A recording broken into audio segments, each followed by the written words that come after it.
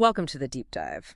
Today we're looking at consciousness, but maybe not in the way you'd first expect, not neuroscience, but through a more spiritual lens. Right. We're using sources our listeners shared about the Islamic concept of the soul, the Nafs. Exactly. And it's presented less as a fixed thing and more like a spiritual compass, maybe, guiding your moral growth. That's a great way to put it. These sources describe the Nafs as existing in different states, levels almost. Levels of awareness, reflecting where you are morally and spiritually. Yeah, it's like a roadmap for developing the self, for reaching a kind of human perfection. Okay, so let's start at the beginning of that map. Stage 1 is called Nafs al-Ammārah, the commanding self. The commanding self. This sounds like, the most basic level, almost primal, driven by ego, desires, immediate gratification, like the soul's on autopilot.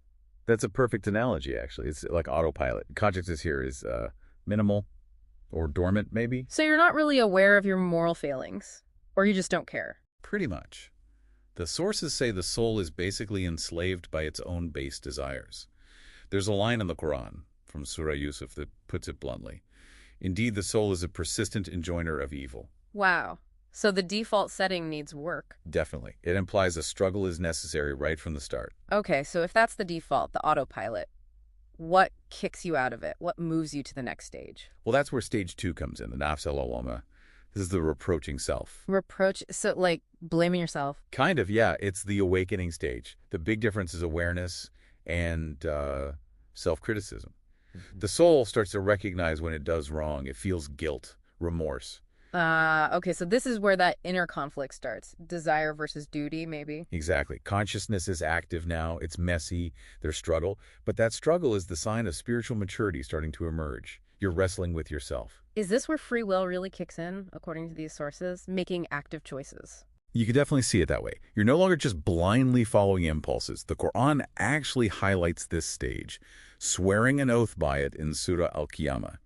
And I swear by the self-reproaching soul. So that struggle isn't just a phase, it's like fundamentally important. Vitally important. It's the engine for growth. Okay, so you go from being unaware to being conflicted. Yeah. Where does the path lead, ideally? It leads to stage 3, Nafs al-Mutma'innah, the tranquil self. Tranquil. That sounds peaceful. It is. This is the highest state described. The soul has, overcome those lower desires. It's found peace, contentment. Sakina, they call it. And the consciousness here, it's not just aware, it's Elevated, proactive. It doesn't just react against bad deeds. It actively guides you towards good, toward virtue, excellence. Is this where the concept of taqwa comes in? We hear that term a lot. Absolutely. Achieving this state often means achieving taqwa. Can we unpack taqwa a bit? It's often translated as fear of God, but here it sounds like something more. Right. In this context, it's better understood as God consciousness. A constant, active awareness of God, where your actions naturally align with what's right and good. Your soul is in harmony. Fully harmonized. Yeah. And there's a beautiful description of this endpoint in Surah al-Fajr. O tranquil soul, return to your Lord, well pleased and pleasing to him. So putting it all together, this is really a model for how human consciousness can evolve. From, ignorance and indulgence Through that crucial stage of moral struggle. to finally reaching a state of spiritual peace and enlightenment. But that journey, especially from stage 1 through the struggle of stage 2, it sounds really hard. It is. Yeah. And the sources acknowledge that. There's a specific term for the process of making that journey, for refining the self. Tazkiyah. Self-purification. Exactly. And it's not passive. It's not something that just happens to you. It requires active work, spiritual discipline. Okay, so what are the tools? What does tazkiyah involve, practically speaking? How do you actually do it? Well, the sources mention several key practices, things like focused prayer, deep reflection on your actions and intentions, sincere repentance when you mess up. Right, the standard practices. Yes, but also, very importantly, dhikr, the constant remembrance of God, keeping that connection alive throughout your day. So dhikr is like the anchor. It's often presented that way, yes.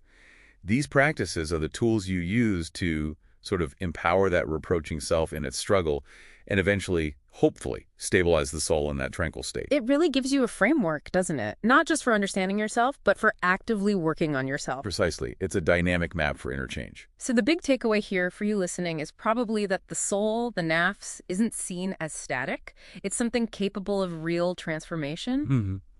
A journey. Yeah. Huh. So maybe the question to reflect on is, which of these stages feels most familiar to you right now? Where do you see yourself on this map? And perhaps what's one tool of tazkiyah, maybe reflection, maybe focusing more on prayer, maybe trying depth that you could explore even just a little this week to move towards deeper self-awareness, something to think about.